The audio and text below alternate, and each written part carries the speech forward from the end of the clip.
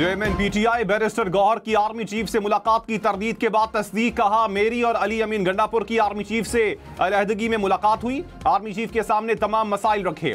बानी पीटीआई ने मुलाकात को खुशाइन करार दिया।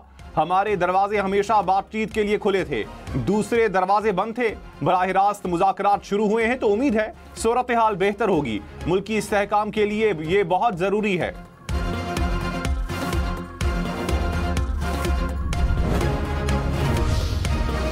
बैरिस्टर गौहर को बताया गया कि सियासी बातचीत सियासतदानों से करें। सिक्योरिटी जराये का चेयरमैन पीटीआई के दावे पर रद्द अमल। कहा पेशावर में बातचीत सिर्फ खैबर पख्तूनख्वा में सिक्योरिटी और इंसदाद दहशतगर्दी मामलात के तनाजुर में हुई। बैरिस्टर गौहर ने सियासी गुफ्तगू करने की कोशिश की। सिक्योरिटी मामलात पर बातचीत को सियासी रंग देने की कोशिश अफसोसनाक है।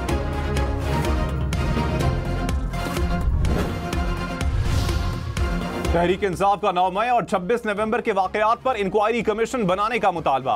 तीसरी मुज़ाकराती बैठक में पीटीआई ने तहरीरी मुतालिबात पेश कर दिए। कहा विफाकी हुकूमत चीफ जस्टिस या सुप्रीम कोर्ट के 3 सीनियर जजेस पर मुश्तमिल 2 कमीशन तश्कील दे। जजेस की तैनाती बाहमी रजामंदी के साथ 7 रोज में की जाए। सियासी कैदियों की जमानत या सजाओं की मुअत्तली में ताउन का भी मुतालबा। पीटीआई ने बानी से एक और मुलाकात करवाने का भी कह दिया। हुकूमत का 7 रोज में तहरीरी मौक़िफ़ पेश करने का ऐलान। वज़ीर आज़म ने तहरीक इंसाफ के चार्टर ऑफ डिमांड पर कमेटी बना दी। कमेटी 7 जमातों की नुमाइंदगी। हुकूमत ने कहा पीटीआई के मुतालबात कम, चार्जशीट ज्यादा है। 9 मई की गिरफ्तारी का जुडिशल रिव्यू हो चुका, दोबारा क्या इंक्वायरी हो। अदालत में ज़ेरे समात केसेस पर कमीशन कुछ नहीं कर सकता। पीटीआई के 15 TORs अजीब हैं। 27 या 28 जनवरी तक तहरीरी जवाब देंगी।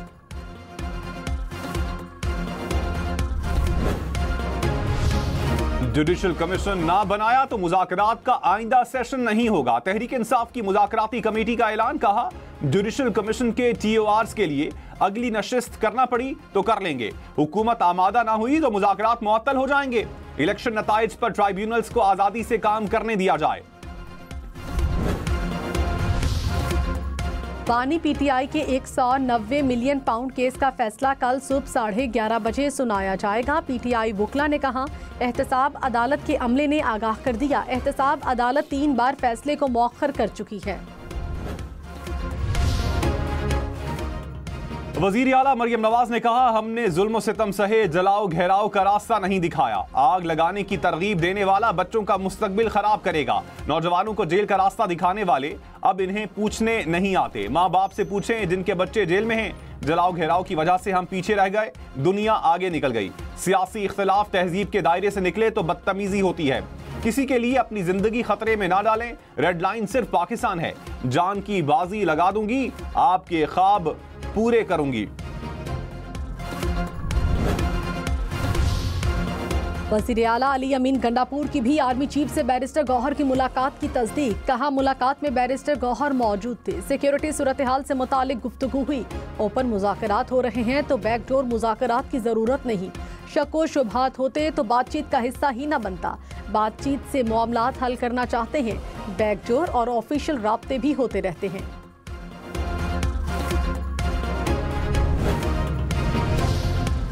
तहरीक इंसाफ के एस्टैब्लिशमेंट से मुज़ाकरात नहीं हो रहे। सेनेटर इरफान सिद्दीकी ने कहा पेशावर में सिक्योरिटी मामलात पर मीटिंग हुई। बैरिस्टर गौहर और अली अमीन ने सियासी बात करने की कोशिश की। उन पर वाज़ेह किया गया कि इस मीटिंग का सियासत से ताल्लुक नहीं। सियासी गुफ्तगू करनी है तो यहाँ ना करें। बैरिस्टर गौहर ने मुज़ाकराती अमल से ज्यादती की, बातचीत का कहकर कौम को गुमराह कर रहे हैं।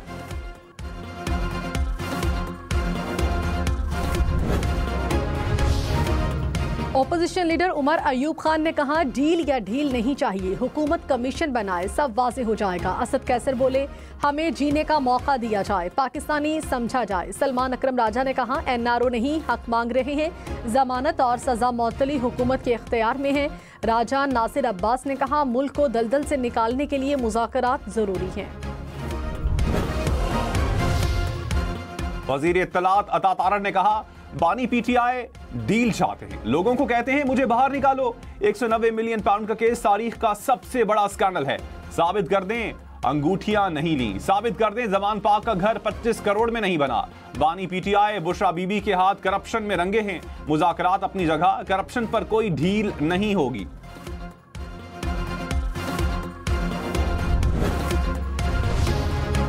स्पीकर अयाज सादिक ने कहा, मुज़ाकरात मुस्बत समत में आगे बढ़ रहे हैं, किसी को तशवीश नहीं होनी चाहिए। हुकूमत और अपोजिशन के सामने 2 डिमांड्स रखी हैं, दहशतगर्दी के खात्मे और मिसाके जमहूरियत के लिए सबको इकट्ठा होना है। इस पर भी कमेटियां तश्कील दी जाए।